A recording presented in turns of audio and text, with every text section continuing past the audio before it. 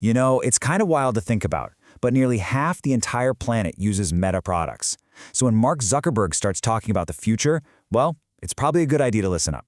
What we're going to do here is break down his massive multi-hundred-billion-dollar bet on where we're all headed, and we'll be using a really fascinating, in-depth conversation with him as our guide. And it all kicks off with this. I mean, check this out. This is a prototype that's been 10 years in the making. These are the very first full holographic augmented reality glasses. The idea is they can project interactive holograms right into the world around you. So the big goal here? To create a feeling of presence that's so real, it feels like someone is literally standing in the room with you. It's the kind of stuff that, until now, was pure science fiction. Okay, but let's be real. This isn't just about some cool new gadget. This is about a massive, fundamental shift in how we interact with computers and, maybe more importantly, how we interact with each other. So to really get a handle on where all this is going, we've got to ask the big question, right? What is the actual future he's trying to build with all this hardware and all this AI? All right, so the whole bet, the core belief driving this absolutely massive investment is that we are right on the edge of a huge change. Zuckerberg's argument is pretty simple. The era of the phone, as our main computer, well, that's coming to an end. And something entirely new is about to step in and take its place. And this timeline really lays it all out, doesn't it? I mean, think about the journey we've been on with computers. We started with these giant room-sized mainframes. Then came the desktop in our homes. And then, of course, the phone in our pocket. Each step made computing more personal, more accessible. So the whole argument here is that AR glasses are just the next logical step. The goal is to make tech feel more natural, to have it everywhere, and to make it deeply social by weaving it right into our lives, instead of having us constantly looking down at a little screen. So, how is he planning to pull this off? Well, the whole strategy isn't built on just one thing. It really comes down to two big foundational pillars that have to work together. The first is creating a true sense of presence, and the second is developing a deeply personalized intelligence. Let's break down what each of those actually means. All right, first step, presence. Now, for a guy who has spent the last 20 years building social apps, this is basically the holy grail. It's the ultimate goal. It's all about using technology to give us that profound gut feeling of actually being there with another person, even if you're thousands of miles apart. Now, it's super important to get this distinction right. Presence is not the same thing as a video call. A video call, well, it shows you someone's face on a screen. Presence is all about trying to trick your brain to make you feel like you're in the same physical space as someone else. It's that gut reaction, that deep, almost subconscious sense of sharing a room that our current tech just can't do it. Okay, so the plan to actually achieve this involves not one, but 4 different paths for hardware. They're not putting all their eggs in one basket. So at the most affordable end, you've got the Ray-Ban Metas. They have an AI and a camera, but no screen. Then you step up to a mid-range heads-up display, which gives you things like notifications and directions. Then you've got the premium stuff, the full AR glasses like that crazy prototype we just saw. And finally, there are the VR headsets, which will always have the most raw computing power for total immersion. It's a strategy that's really designed to cover all the bases, from simple to super advanced. Now, that hardware is only half the story. The second pillar is all about the intelligence that's going to run on that hardware. The big vision here is for a personal AI that really, truly understands you in your life, because it can see the world from your exact point of view. The logic here is actually pretty simple when you break it down. For any AI to be genuinely helpful, it needs one thing above all else: context. And where does the best context come from? From sensing the world around you, from seeing what you see and hearing what you hear.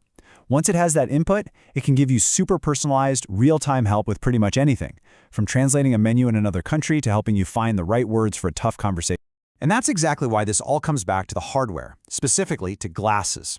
The reason they're seen as the perfect form factor is all about location, location, location. I mean, they sit right where they can capture the 2 most important senses we use to navigate the world, our sight and our hearing.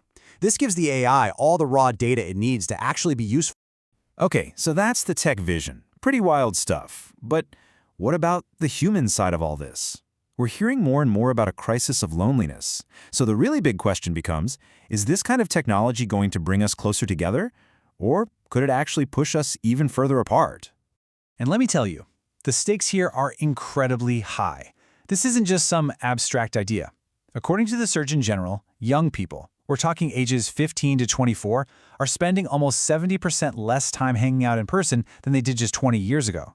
That's That's not just a small trend. It's a massive societal shift, and it's the backdrop for all of this new tech.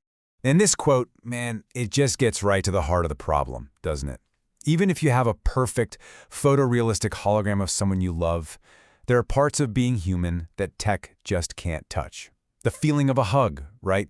The warmth of someone's hand. These things are so hard to replicate. Haptics, yeah, they're hard. And for now, that deep need for physical connection is something tech just can't solve. So this really brings us to the central debate. On one hand, you have the argument that this tech is a replacement for real physical interaction, and maybe it'll weaken our real-world bonds. But on the other hand, you have the argument that it's an augmentation, that it fills a void, right? It lets you connect with your sister who lives across the country in a way you just couldn't before. The thinking here is that people already want more connection than they're getting, so this is just meeting a need that's already there. But this brings up a trickier, more subtle question. What happens when AI takes away our productive struggles? Think about how hard it is to learn a new language, or that feeling when you're searching for just the right words to explain how you feel. Those struggles, that's where we grow. It's how we build up our intellectual and emotional muscles. So if an AI can just do it all for us instantly, do we risk losing the very thing that helps us become better, more resilient people? So where does all this leave us? Well, it points to a future that is anything but certain. And the truth is, some of the biggest, most high-stakes questions are still being argued about by the very people who are building all this stuff. One of the huge debates happening right now is all about safety. Should these incredibly powerful AI models be open source for everyone to see and use, or should they be closed? The argument for keeping them closed is pretty straightforward. You limit access to just a few big companies to keep bad guys from using the tech for terrible things. But the open source argument, which is the side Meta is on, says that history has shown us that having more eyes on the code, more public review, actually makes software safer because you find and fix the problems way faster. But the single biggest open question might actually be a technical one. See, with older AI, you'd always hit a wall.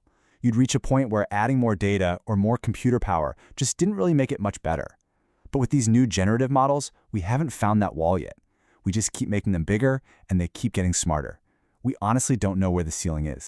And let me be clear, this is not just some academic debate for nerds. The decision to build out this unbelievably massive and expensive infrastructure, it's a multi-hundred-billion-dollar bet.